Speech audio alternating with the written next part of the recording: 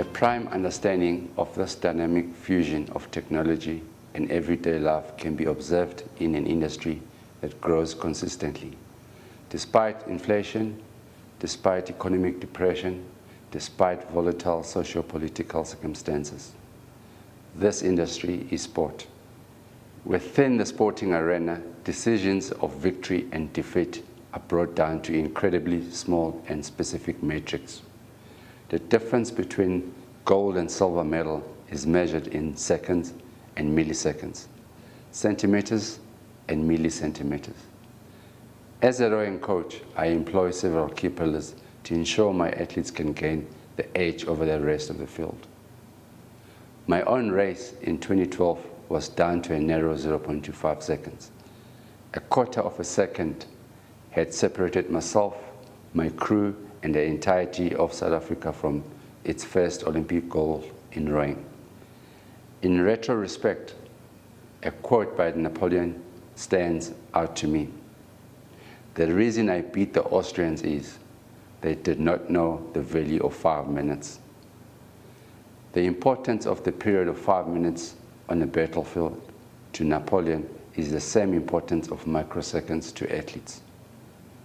Effective strategy, and through gaining a superior advantage over the Austrians, Napoleon ensured a total victory over them.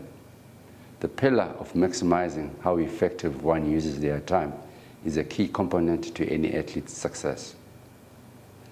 The extreme lengths an athlete and their support staff would go to ensure triumph over competitors is unbelievable. Understanding the fierce competition and stakes involved in South African schoolboy rugby leads to the understanding of the rampant illegal use of sports enhancing drugs at high school level. Absolute commitment to ensure total and utter victory. To gain the edge, athletes would do anything. This is where technology and sport begin to fuse. With such fine margins between winning and losing, the accuracy and reliability and empirical nature of technology is not to be ignored. Successful coaches use technology as effectively as possible to maximize performance of their athletes. The correlation between an athlete's performance and the rapid advancement of technology is easily understood. Better technology have definitely led to improvement of their performance across all sporting codes. Look at the VAR technology in football. With these solutions, Maradona would have never gotten away with the infamous hand of God. And that World Cup quarterfinal could have ended in a draw or a win for England. It might have come home in 1986 already. Not to discredit the phenomenal skill and talent of the late legend Maradona, but technology has brought the edge closer for everyone. Furthermore, technology and data collection remains absolutely imperative to deliver podium finishes. Coaches that use VO2 max testing, which involves the collection of data measuring the oxygen capacity of an athlete, can properly develop programs to maximize their oxygen capacity and thus maximize their performance. A technology-savvy coach would use wearable performance technology, such as Caterpillar's devices, to monitor and optimize the performance of their athletes. Those dependent on technology would use GPSs to track and analyze movement and conduct of their athletes on the field. Force graphs and the data given from simple ergometers give a rowing coach the ability to understand their athlete's stroke and make the appropriate corrections in their specific area of their stroke. Despite these technologies being more often than not expensive, they provide an undeniable advantage to the athletes and teams that possesses them.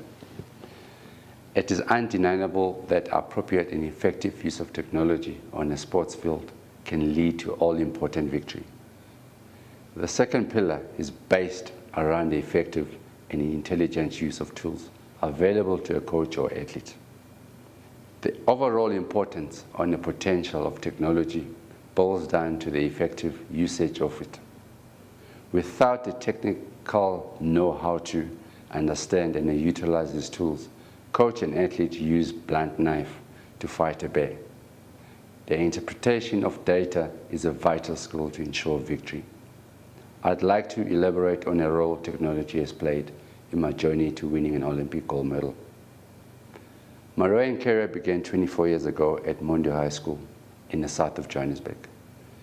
At school, I was encouraged by my late headmaster, Mr. Tom Price, to start rowing. I was one of 4 black students that started rowing that season. By the end of the season, I was the only one left. Tom saw something in me no one else did. His passion, commitment, and continuous support ensured a solid foundation, and my success was bettered from there. He picked me up in the mornings and made sure I trained before school. As a black South African, I was undeniably disadvantaged compared to fellow white South Africans in general. And sport in specific, my economic background in relations to my white peers and competitors in rowing led to clear disadvantage. During my high school career, I didn't have the same access to advanced equipment, advanced coaching, and technologies such as stroke coaches, which I used to provide data such as the boat speed, distance per stroke, rate of strokes per minute, etc. Given the need to transform and develop sport in post-apartheid South Africa and dedication and commitment to the sport, I joined with national rowing team. I rowed through the juniors, under 23s, university, and seniors phase of South African national rowing.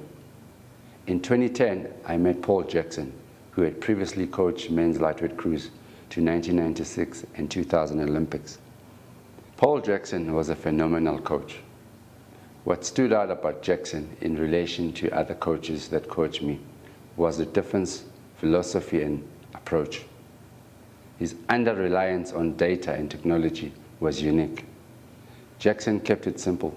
He allowed us to work hard and focused on developing our strength and technique.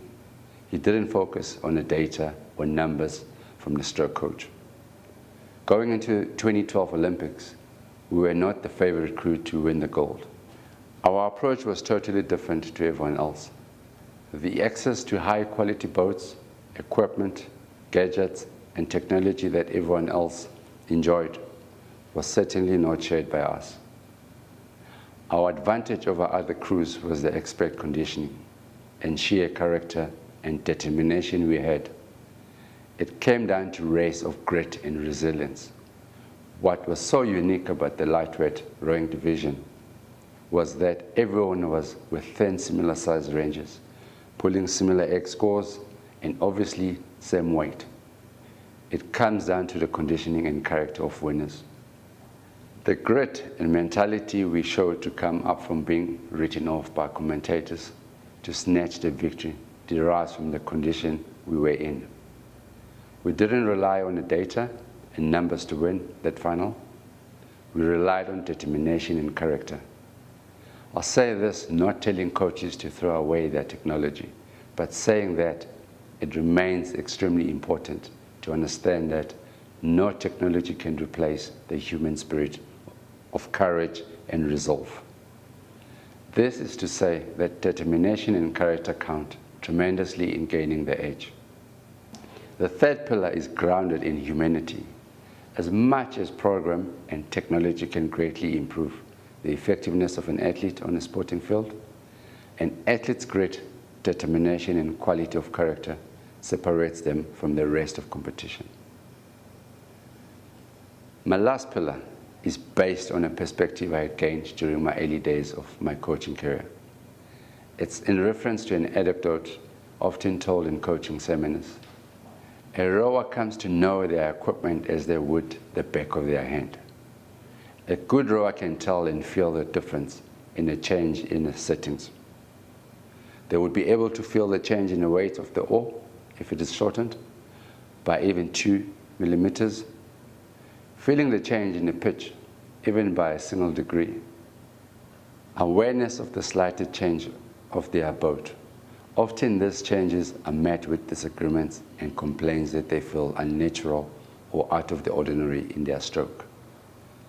I recall an athlete I once coached who had developed a terrible, bad habit of being uncoordinated in their movements, drastically affecting the speed of the boat.